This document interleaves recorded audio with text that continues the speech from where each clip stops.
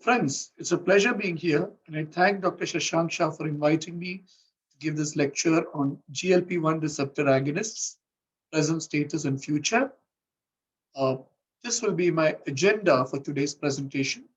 I'd like to begin by looking at GLP-1 receptor agonists and the promise of CVOT, obesity therapy, the advent of oral GLP-1 receptor agonists, and gazing into the crystal ball.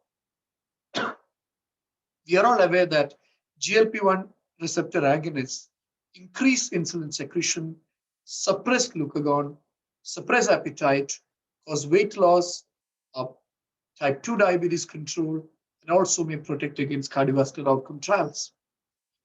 There are a lot of cardiovascular outcome trials which have now come out with GLP-1 receptor agonists, and there is one on dulaglutide, which is a weekly injection, liraglutide, which is a daily injection, and semaglutide, which is a weekly injection. So both dulaglutide and liraglutide resulted in a 12% and 13% reduction in MACE. What is MACE? MACE essentially refers to major adverse cardiovascular events, and which is a composite endpoint of non-fatal MI, non-fatal stroke, and cardiovascular death.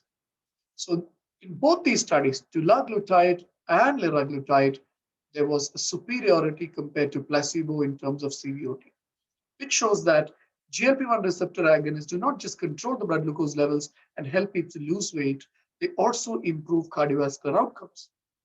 But if you look at the semaglutide study, the study was powered for non-inferiority. Superiority versus placebo was not pre-specified. Nevertheless, there was a MACE reduction of 26% with weekly semaglutide. If you want to look at the REWIND study, which was done with dulaglutide, which is a once weekly injection, you will find that dulaglutide significantly reduces the incidence of major adverse cardiovascular events by 12%. But if you were to look at the study very carefully, the major benefit was seen in non-fatal stroke, because you can see the upper limit of the confidence interval is well below 1.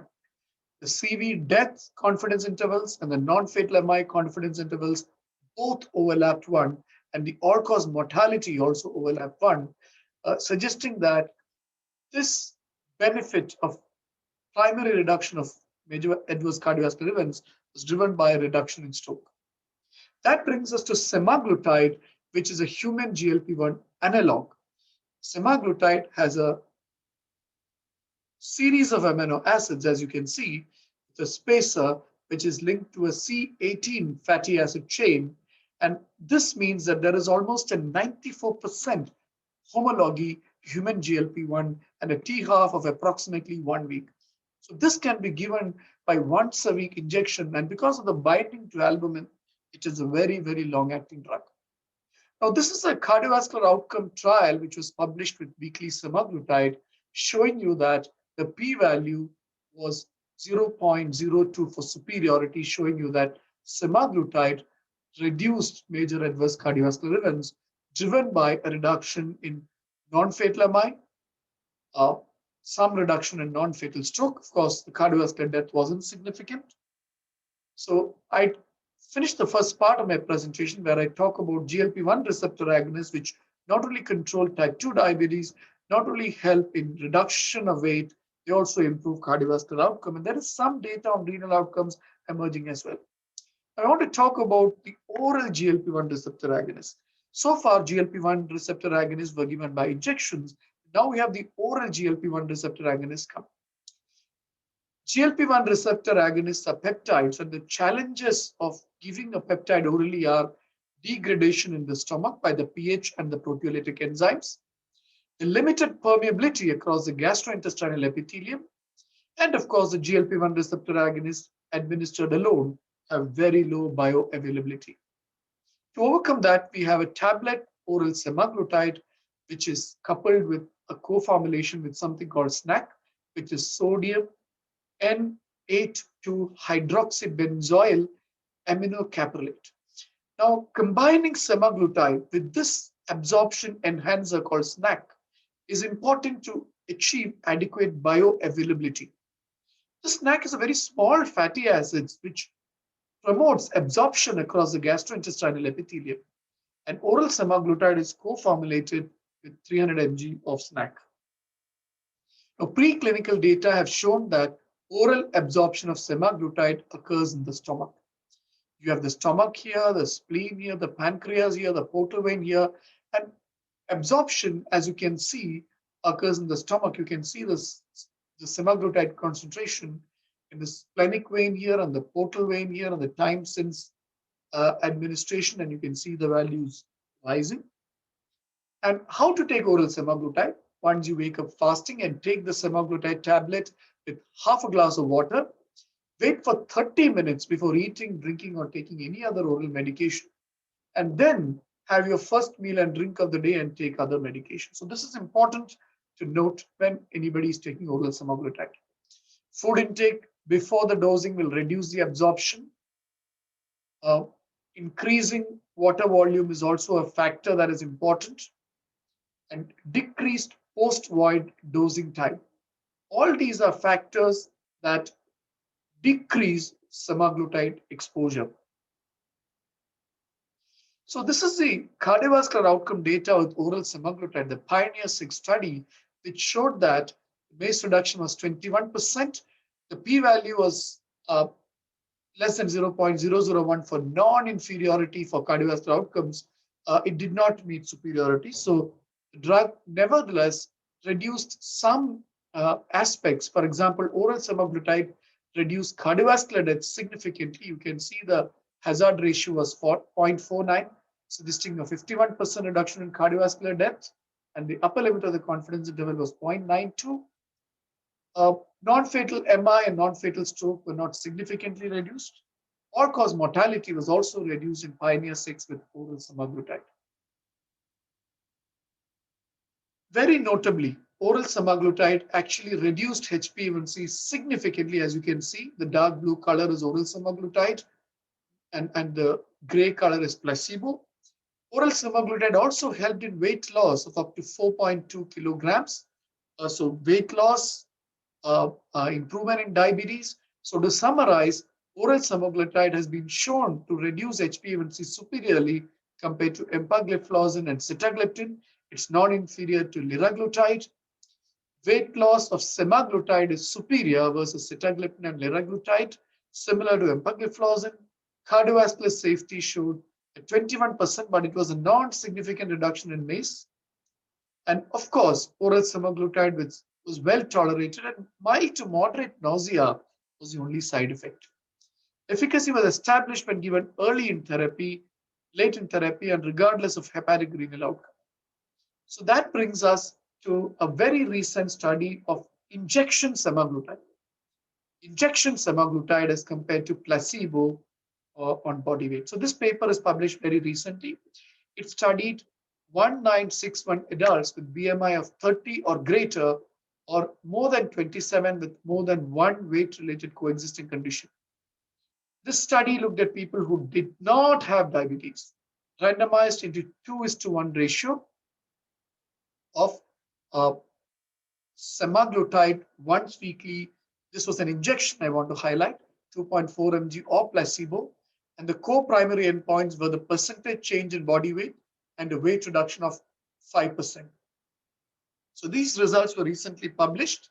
And what these results showed is that there was a significant reduction of weight from baseline with semaglutide, almost a 15% reduction, almost in studies showed a 15 kg reduction in body weight.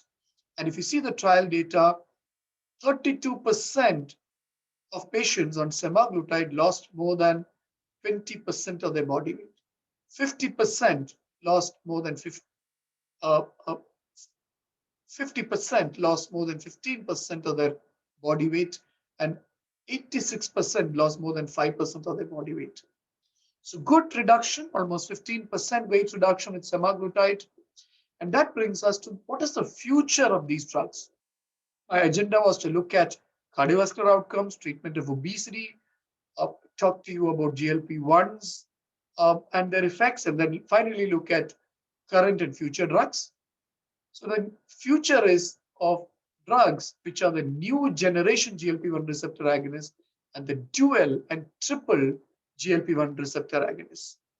And of course, you have newer agents for obesity, which are probably not part of my lecture, but amylin analogs, leptin analogs in combination, and of course, special GLP-1 and glucagon receptor agonists acting on the liver, GLP-1 and GIP receptor agonists.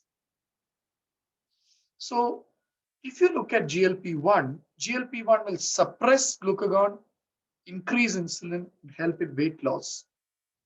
GIP is another hormone. GIP can increase glucagon, but it is also increase insulin. It's also obesogenic. But in the right proportion, it can increase insulin and maybe it can help to control diabetes just a little bit.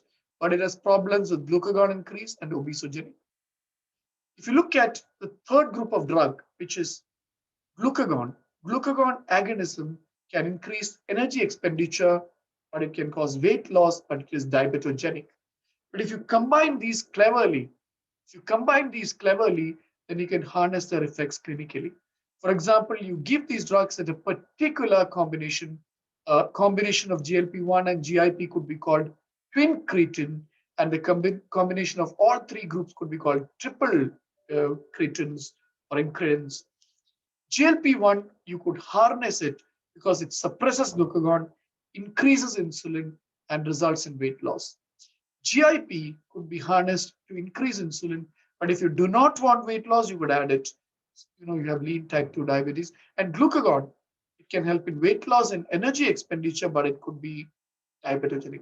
So the future could see more and more of these peptides being combined. And of course, you have amylin analog antagonist, amylin agonist, you have pramlintide. So all these hormones could be combined in various proportions to give benefits such as diabetes control, increasing insulin, suppressing glucagon, increasing insulin more strongly, energy expenditure, weight loss. So all these effects could be seen by combining these triple peptides or then agonists or partial agonists in different ways. So friends, I have completed my presentation. I talked about GLP-1 receptor agonists and gave you an introduction to obesity and CVOT therapy. I talked about the effects of oral semaglutide. Then I talked about the very recently published, just a few days back, published step 1 study, which looked at injection semaglutide in non-diabetic obesity and showed that it produces a 15% weight loss, very good weight loss in my opinion. And I talked about the promise of twin cretins and triple peptides in various combinations to harness the metabolic syndrome, to control the blood glucose, increase the insulin, to suppress the glucagon, to cause weight-related benefits, and to also help in energy expenditure. Well, the future of obesity therapy with diet, exercise, therapeutic drugs, bariatric surgery, and exciting new molecules on the horizon, the treatment of obesity is very bright, and I hope that people with obesity are able to control their weight and prevent obesity-related comorbidities. It has been a pleasure discussing this topic with you, and thank you for listening to me.